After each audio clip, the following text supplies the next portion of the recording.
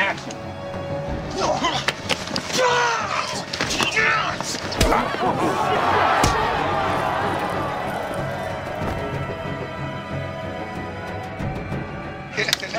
Rehearsal's up, quiet please. I was sitting in a coffee shop in Israel, and I read this Haaretz paper, which is like the New York Times of Israel. And I saw this montage of Brian Widener from fully tattooed to clean face. And I read the article about that, the man that 0.1% of skinheads who made the adjustment, made the move. And I was, wow, if there's one story that I want to tell, this is the one, because I'm a third generation of Holocaust survivors. All my grandfathers and mothers were in the Holocaust. And, you know, I grew up on Holocaust stories. And Israel is like a microcosmos of the States. My country has all this racism with Arab and Jews and non-religious and religious. We burned down a mosque in Toledo. There was people inside, and it felt fucking sick. It felt fucking wrong. I'm so super lucky to work with my first US feature with this ensemble of actors. And Jamie, first of all, I adored him from his career. Is amazing. And I had Billy Elliot in my head. But when I met him, I saw emotional intelligence and depth that I was looking for. And he told me, I'm not sure I can portray such a role. I mean, look at me.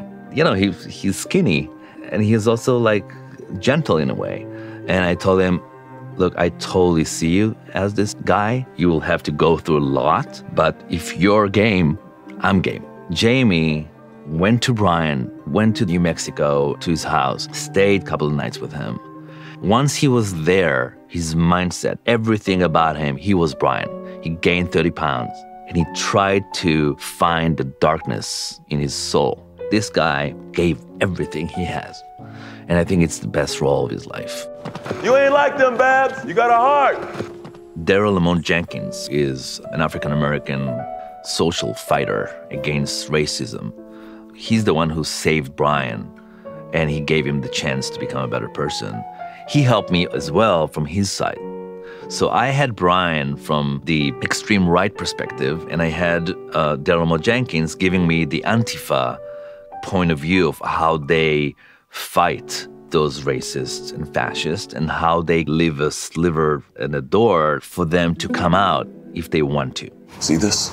Defiant Nation 92. I understand the place you're in right now. I do. Mike called me and he said, I want to do something different from Luke Cage. I want to do something completely different. And he kind of fell in love with Daryl. And Daryl, by the way, is a big fan of Mike. And when he learned that Mike gonna portray him, he was over the moon. And when they met, there was such an amazing understanding of who Daryl is. This is Julie. Hey, heard a lot about you. I bet you have. Ma was not written this way. Vera brought so much to the role. She brought her seductive character. She's very physical. She touches, she kisses, she hugs, which even more terrifying for me because she's a lovable villain.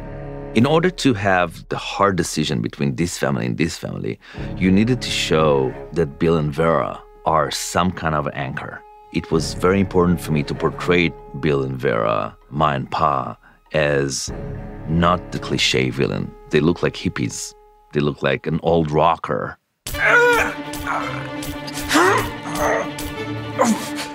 The more tattoo you have on your body, the more respected you are in the community of the neo-Nazi skinheads.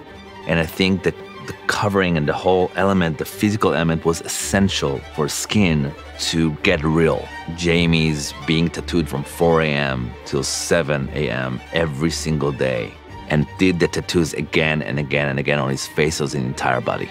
The tattoos that Stephen Battles created allowed Jamie to get all the scars and the scratches and all the stuff on top of the tattoos. Jamie could fight, he could take a shower, he could do everything with the tattoos without them being damaged. Brian is a damaged man. He has some anger issues. You know, he's trying to deal with it. He's trying to push it down. But what I ask the audience, can you forgive him? Or can you accept he's willing to be a better person? You know, at least he's trying to do this. But it's not a perfect redemption.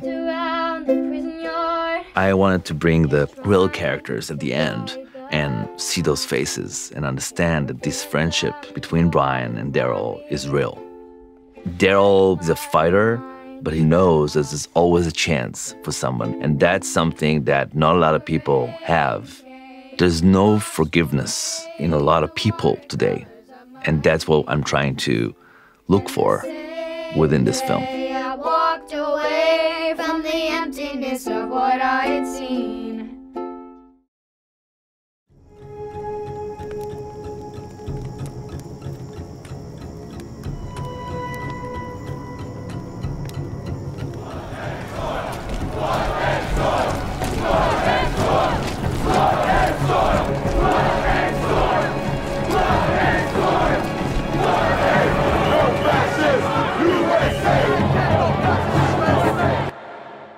Not on our American soil!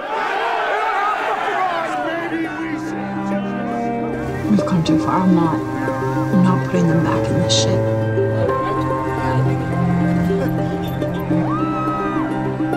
And I know that it's not normal. But this is what I have. Guys like this only have three options.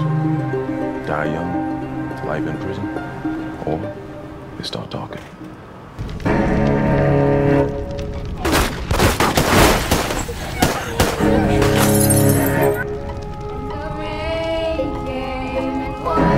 I dropped the fucking match. Rat has to go.